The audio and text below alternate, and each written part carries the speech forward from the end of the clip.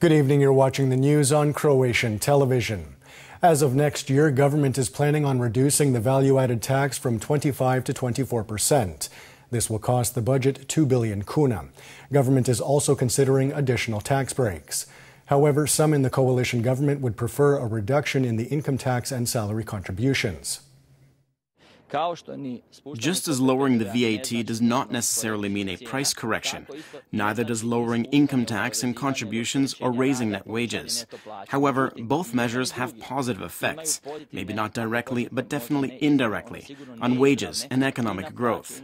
Because at the end of the day, we are reducing the salary burden on employers, which means that we are opening the way for them to raise the level of employment, and what is even more important, that they can raise wages. Citizens need higher wages. That is very important, and we need to create conditions for them to have families and resolve housing issues. We need to work on that, and we are working on that. Along with the HNS, another junior coalition partner, the Christian Democrats, also believe that increasing net wages is more important than reducing the VAT. The opposition SDP agrees. As far as I can see, raising a gross wage of 10,000 kuna by 220 kuna is laughable. I raised my hand for that once, I won't raise my hand for that again. First of all, 2 billion kuna of VAT will go to entrepreneurs because we can't expect prices to be reduced by that 1%. Secondly, the contributions they have cut, which is also some 2 billion kuna, definitely won't go to workers because this is paid as an addition to wages. And the fact is that they will keep this for themselves. In other news, the Assistant Secretary of State for European and Eurasian Affairs, Wes Mitchell, was in Zagreb today, where he met with top state officials. The focus of their talks was on the construction of a liquefied natural gas terminal on the island of Krk.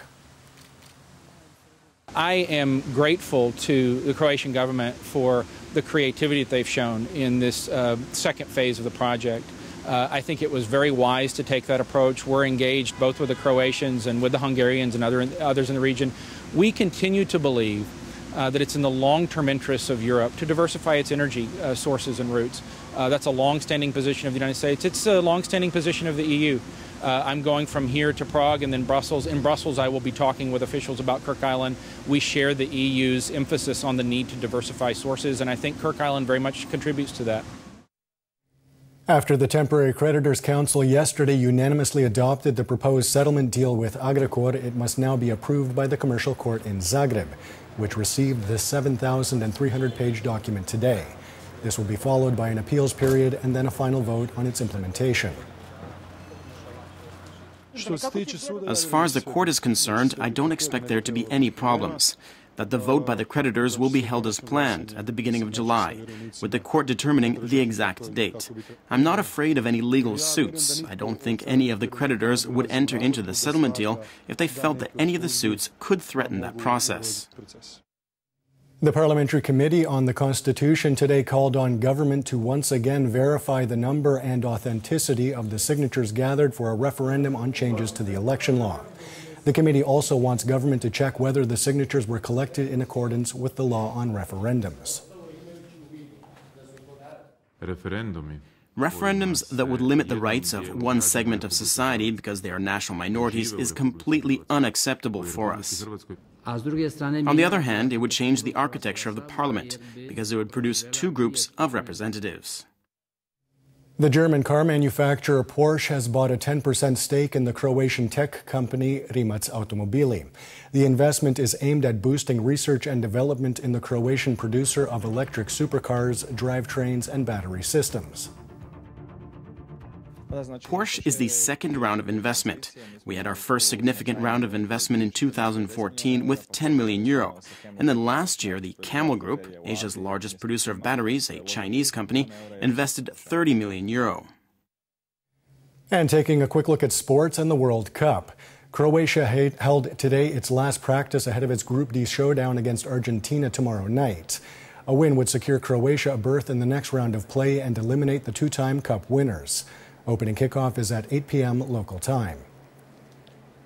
We know what we need to do in these two games against Iceland and Argentina. We have to win one of those games, and tomorrow is our first chance to do that, and we have to give our maximum. If we play for the tie, then we won't get the tie. However, if we play for the win, then we can achieve a good result.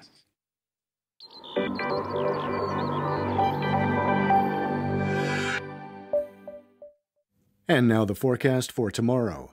Predominantly sunny with a chance of some moderate afternoon cloud cover and localized showers and thunderstorms, especially in Gorski Kotar, Lika, and the Dalmatian hinterland.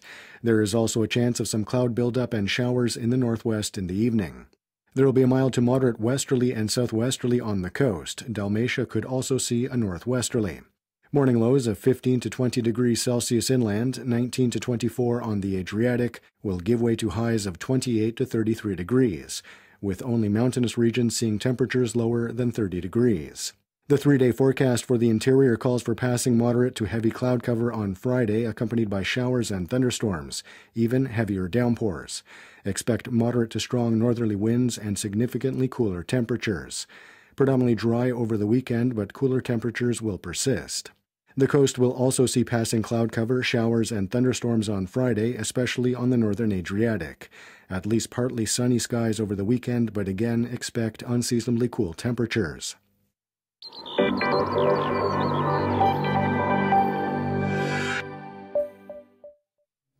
And that wraps up the news. Be sure to join us again tomorrow night.